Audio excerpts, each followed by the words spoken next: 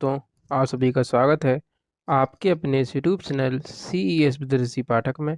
जैसा कि आप सबको पता ही है, मैं हर वीडियो में आपको इन्फॉर्म करता हूं कि अपन CPCT की थ्योरी में कंप्लीट करवा चुका हूं आप सभी को।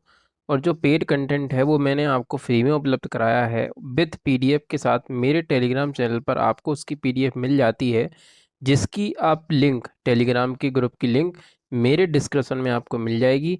वहाँ से आप ग्रुप को ज्वाइन करें और PDF वहाँ से उठाया करें, और टेलीग्राम चैनल को ज्वाइन जरूर कर लें। क्योंकि क्या होता है, जैसे ही मैं वीडियो अपलोड करता हूँ तो सबसे पहले वहीं शेयर करता हूँ कि जिससे सबके पास इन्फॉर्मेशन पहुँच जाए और सब लोग वीडियो को देख सकें। और PDF भी मेरी वहीं उपलब्ध होती है।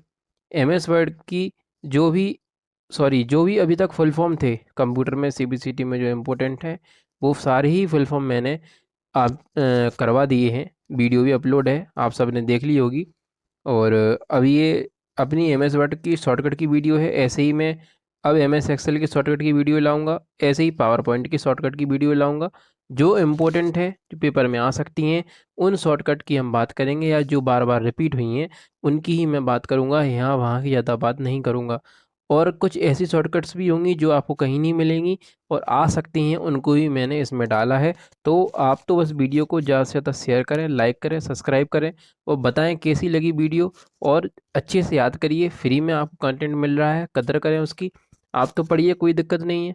जहाँ भी आप पढ़ रहे हैं, ऑफलाइन पढ़ रहे हैं, कोई समस्या नहीं है। अगर ये वीडियो भी आप देख लेंगे तो आपका इसमें कोई नुकसान भी नहीं है। शुरू करते हैं हम। और ये वीडियो जो बनाने में देरी हो रही है, मैं क्षमा चाहता हूँ। घर पे थोड़ा सा क्या है, काम चल रहा है, तो सारी चीज़ें फैली पड़ी हैं। मैं समय निकाल कर ये PPT बना पा रहा था, तो उसके लिए माफ़ी चाहता हूँ। तो अपन शुरू करते हैं। MS वर्ड की जो इम्पोर्टेंट शॉर्टकट्स हैं उनके बारे में मैं आपसे आज बात करूँगा। और A से Z तक की जो भी शॉर्टकट्स हैं पहले तो उनको पढ़ेंगे। और जो इम्पोर्टेंट शॉर्टकट्स हैं या जो कुछ इम्पोर्टेंट MS वर्ड के पॉइंट रह गए थे, उनको भी मैं इस वीडियो में आपको क्लियर करूँगा। तो शुरू करते हैं, समय व्यर्थ नहीं करेंगे। छोटी वीडियो इसलिए बनाता हूँ कि आप वीडियो को देखें, आपको व्यवधान उत्पन्न ना हो। एक बार आप वीडियो को ऑन करते हैं तो आराम से आप एक बार में पूरी वीडियो देख सकें। मैं यही चाहता हूँ, इसलिए शॉर्ट शॉर्ट वीडियो में बनाता हूँ। चाहता तो मैं भी 1 घंटे की वीडियो बना लेता, पर वो अपन से देखी नहीं जाती, अपन बोर हो जाती है, इसलिए शॉर्ट वीडियो बनाता हूँ। आपका काम भी हो जाता है, आप याद भी कर लेते हैं, अच्छी बात है। देखिए, लिखा है Ctrl+A, A से Z तक की। पहले तो सारी शॉर्टकट की बात करूंगा। ए जो शॉर्टकट होती है अपनी, ये होती है पूरे पेज को एक साथ सिलेक्ट करना है, यानी सिलेक्ट ऑल की ऑप्शन का हमें यूज करना है। उस समय हम इसका यूज करते हैं। Ctrl+B से जो टेक्स्ट होंगे वो बोल्ड हो जाएंगे। Ctrl+C से टेक्स्ट कॉपी हो जाएगा। Ctrl+D से क्या होता है कि डिफ़ॉल्ट फॉन्ट सेटिंग बदलने के लिए जो डिफ़ॉल्ट फॉन्ट सेटिंग होती है, उस फॉन्ट की सेटिंग को हमें अगर चेंज करना है तो Ctrl+D का हम यूज करेंगे। Ctrl+E से क्या होता है कि टेक्स्ट को केंद्र में अगर हमें लाना है, सेंटर अलाइनमेंट इसको हम बोलते हैं, सेंटर अलाइनमेंट का यूज हमें करना है, तो Ctrl+E शॉर्टकट का हमें यूज करना होगा। Ctrl+F शॉर्टकट का हमें यूज करना है, तो इसका मतलब होता है फाइंड करने के लिए। Ctrl+G से होता है सीधे किसी पेज पर पहुंचने के लिए, गो टू बोल सकते हैं इसको हम। Ctrl+H से होता है रिप्लेस। Ctrl+I से होता है इटैलिक। Ctrl+J से होता है अपना जस्टिफाई। आगे बात करता हूँ। जे के बाद आ गया के। Ctrl+K से हो जाएगा अपना पेज पर हाइपरलिंक लगाना है, तो CTRL का मतलब फुल फॉर्म होता है कंट्रोल। Ctrl+L से होता है अलाइन टेक्स्ट लेफ्ट करने के लिए। Ctrl+M से इंडेंट को बढ़ाने के लिए। Ctrl+N से होता है नई फाइल खोलने के लिए। Ctrl+O का मतलब होता है फाइल को ओपन करने के लिए। Ctrl+P से अपन प्रिंट करते हैं। Ctrl+Q से इंडेंट को हम समाप्त करते हैं। ठीक है। Ctrl+R से ये राइट अलाइनमेंट के लिए है। Ctrl+S से होता है फाइल को सेव करना। और एक होती है सेव एज और एक होता है सेव, दोनों में अंतर है। सेव एज क्या होता है, उसी फाइल को किसी दूसरी जगह पर दूसरे नाम से हमें सेव करना है, तब हम सेव एज ऑप्शन का यूज करते हैं। और सेव ऑप्शन का यूज हम कब करते हैं, कोई एक फाइल है, हमने उस पर काम किया, मतलब मान लो कोई एक PDF थी, हम बना रहे थे, तैयार कर रहे थे, हमने उस पर काम किया और हमने कहा कल फिर दोबारा से इस पर ही काम करेंगे, तो पहले उसको सेव कर जाएंगे, फिर उस फाइल को खोलेंगे, फिर सेव कर लेंगे, यानी वो जो फाइल है उसमें ही कंटेंट सेव होता रहेगा।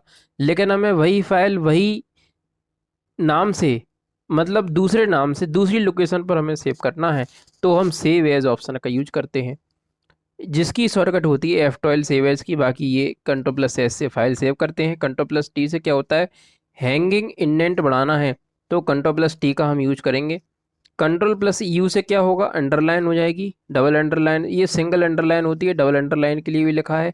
कंट्रोल सेट प्लस डी से डबल अंडरलाइन होती है। कंट्रोल प्लस वी से टेक्स्ट को हम पेस्ट कर सकते हैं। कंट्रोल प्लस डब्ल्यू से हम फाइल को क्लोज करेंगे।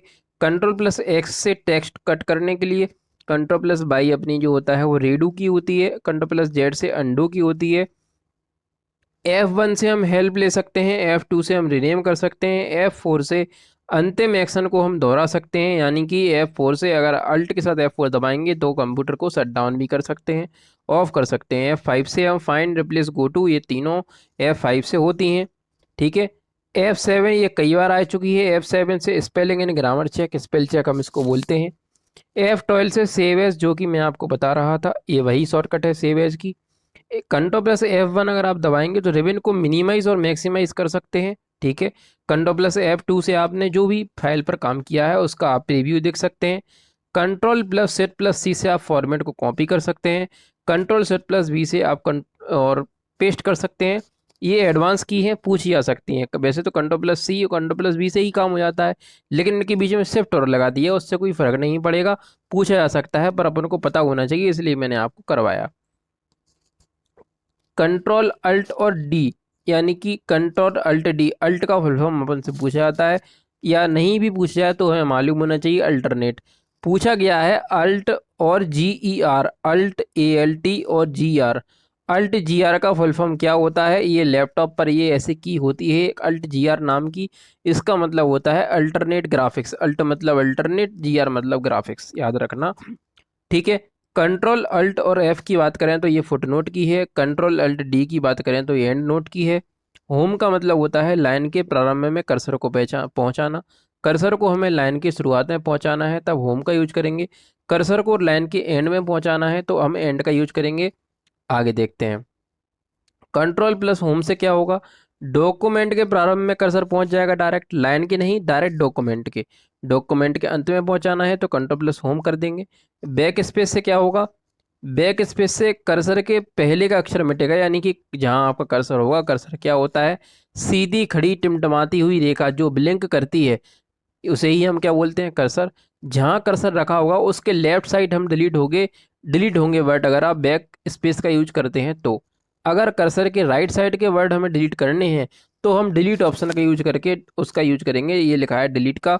कर्सर के बाद का अक्षर मिटाना है तो डिलीट, कर्सर के पहले का अक्षर मिटाना है तो back space. Control plus back space का अगर आप यूज करते हैं तो कर्सर के पहले के शब्द को मिटा सकेंगे। कंट्रोल प्लस डिलीट का यूज करेंगे तो कर्सर के बाद के शब्द को मिटाना, बात वही है। शिफ्ट प्लस F7 से क्या होती है, थेसोरस। कभी आपसे पूछा है थेसोरस क्या है तो अपन बोलेंगे MS वर्ड की डिक्शनरी होती है थेसोरस, जिसमें सिनोनिम एंटोनिम मीनिंग्स वगैरह हमारे आते हैं। ठीक है। तो कोई आपसे पूछे थेसोरस क्या है तो आप बताएंगे डिक्शनरी, MS वर्ड की डिक्शनरी को थेसोरस के नाम से जाना जाता है। कंट्रोल प्लस एंटर की बात करें तो पेज ब्रेक के लिए होती है। कंट्रोल प्लस अप एरो की बात करें तो पैराग्राफ को प्रारंभ में पहुंचाने के लिए है। कंट्रोल प्लस डाउन एरो की बात करोगे तो पैराग्राफ को अंत में पहुंचाने के लिए है। ठीक है। आगे देखते हैं। कंट्रोल प्लस लेफ्ट एरो से क्या होता है, कर्सर के बाईं ओर एक शब्द जाने के लिए। Control plus left arrow. Control plus right arrow करोगे तो कर्सर के दाईं ओर एक शब्द जाने के लिए। ठीक है। राइट एरो से कर्सर को अक्षर दाईं तरफ शिफ्ट करने के लिए। ठीक है। लेफ्ट से क्या होगा, बाईं तरफ शिफ्ट करने के लिए। अप एरो से ऊपर की तरफ, डाउन से नीचे की तरफ, यही होता है। ठीक है। शिफ्ट से भी कर सकते हो, शिफ्ट से क्या होगा, पूरी लाइन ही सिलेक्ट होगी फिर direct. Shift plus right arrow देखो आ गया, दाईं तरफ एक अक्षर सेलेक्ट करने के लिए। शिफ्ट प्लस लेफ्ट एरो बाईं तरफ एक अक्षर सेलेक्ट करने के लिए। Shift plus up arrow cursor के ऊपर की लाइन तक सिलेक्ट करने के लिए, भाई मैं आपसे कह रहा था। डाउन एरो करोगे तो कर्सर के नीचे तक की लाइन भी सिलेक्ट हो जाएगी। आगे देखते हैं। लिखा हुआ है कि शिफ्ट अल्ट और डी का यूज होता है करंट डेट के लिए। शिफ्ट अल्ट डी का यूज होता है करंट टाइम के लिए। शिफ्ट प्लस F3 का यूज होता है चेंज केस के लिए। डबल क्लिक आप करते हैं तो किसी भी शब्द का सिलेक्ट करना हो तो हम डबल क्लिक करेंगे, या कोई फाइल या फोल्डर हमें ओपन करना है तब डबल क्लिक का यूज करते हैं। ट्रिपल क्लिक का आप यूज करोगे तो किसी पैराग्राफ को सिलेक्ट कर लेंगे। Shift control plus shift plus F6 का यूज करोगे तो MS वर्ड डॉक्यूमेंट में दूसरे वर्ड डॉक्यूमेंट पर जाने के लिए। कंट्रोल प्लस F4 दबाओगे तो कंप्यूटर बंद होना। सेट प्लस होम दबाओगे तो लाइन को अंत से प्रारंभ तक सिलेक्ट करना।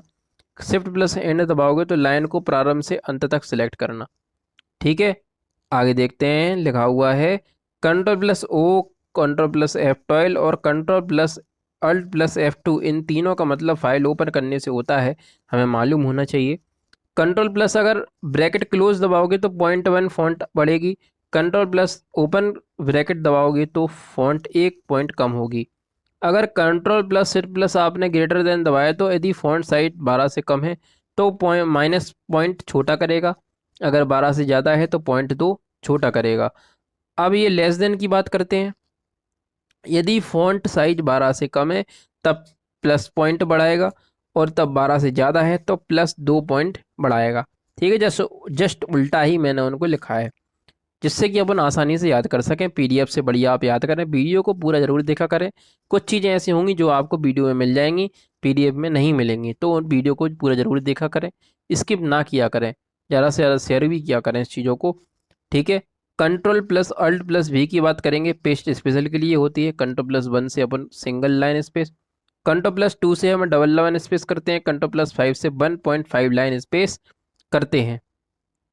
आगे लिखा हुआ है बाय डिफ़ॉल्ट फॉन्ट स्टाइल जो होती है, कई बार पूछा गया है। बाय डिफ़ॉल्ट फॉन्ट स्टाइल हमने पढ़ाया भी है आपको पहले एमएस वर्ड की थ्योरी में, तो रेगुलर होती है। बाय डिफ़ॉल्ट पेपर का साइज होता है वो लेटर होता है। Control plus shift plus star दबाने से व्यू और हाइड नॉन प्रिंटिंग कैरेक्टर, जो नॉन प्रिंटिंग कैरेक्टर होते हैं उन्हें अपन व्यू हाइड कर सकते हैं कंट्रोल शिफ्ट प्लस स्टार से। या control plus shift plus D से हम डबल अंडरलाइन कर सकते हैं। कंट्रोल प्लस माउस व्हील को अगर अप डाउन आप करते हैं ऊपर नीचे तो जूम इन जूम आउट उससे होता है। ठीक है, कुछ इंपॉर्टेंट पॉइंट भी हमने लिखे हुए हैं, उनको भी जरा देखें। कौन से इंपॉर्टेंट पॉइंट है, देखिए। लिखा हुआ है कि जब किसी फॉन्ट पर कुछ लागू होता है तो उसे हम फॉर्मेटिंग, फॉन्ट फॉर्मेटिंग कहते हैं। ठीक, कर्सर एक लाइन से अपने आप दूसरी लाइन पर चला जाएगा तो उसे हम वर्ड रैप कहते हैं। एमएस वर्ड में जो एमडीआई होता है या मिडी मल्टीपल डॉक्यूमेंट इंटरफेस जो एमडीआई है, कार्य किया जा सकता है। एमएस वर्ड में एमडीआई का कार्य किया जा सकता है, जबकि नोट पैड में एसडीआई पर कार्य किया जाता है। ठीक है, एंटर कुंजी की सहायता से आप नई लाइन या पैराग्राफ को चेंज कर सकते हैं। अगर वर्ड डॉक्यूमेंट का बैकग्राउंड किसी भी कलर का हो सकता है, वैसे बाय डिफ़ॉल्ट जो होता है वो वाइट कलर का पेज आता है। एमएस वर्ड में जो कॉलम की संख्या है वो 13 होती है बाय डिफ़ॉल्ट। एमएस वर्ड की दो लाइनों के मध्य जो लाइन स्पेसिंग होती है बाय डिफ़ॉल्ट 1.15 होती है। इसे कम से कम एक से ज़्यादा 22 तक सेट कर सकते हैं। उस लिस्ट के अनुसार हम इससे भी कम कर सकते हैं, उसके ऑप्शन में अगर हम जाएंगे तो अनेक डॉक्यूमेंट में एक साथ 0 से 132 लाइन तक बढ़ा सकते हैं।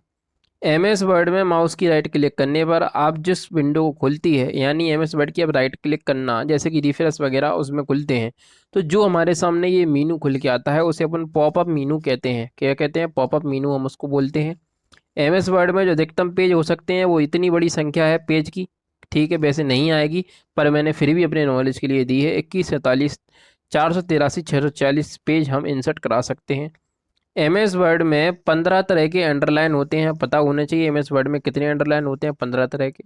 धन्यवाद आप सभी का, छोटी वीडियो है, पूरा देखें, बढ़िया याद करें। आप पेपर में इनसे ही अगर आएगी शॉर्टकट आना होगा तो, और बढ़िया से याद करिए, फेल नहीं होंगे आप, पास ही होकर आएंगे। बढ़िया याद करें, और पीडीएफ मेरे टेलीग्राम पर उपलब्ध है, तो वहाँ से आप उसको देखें। धन्यवाद।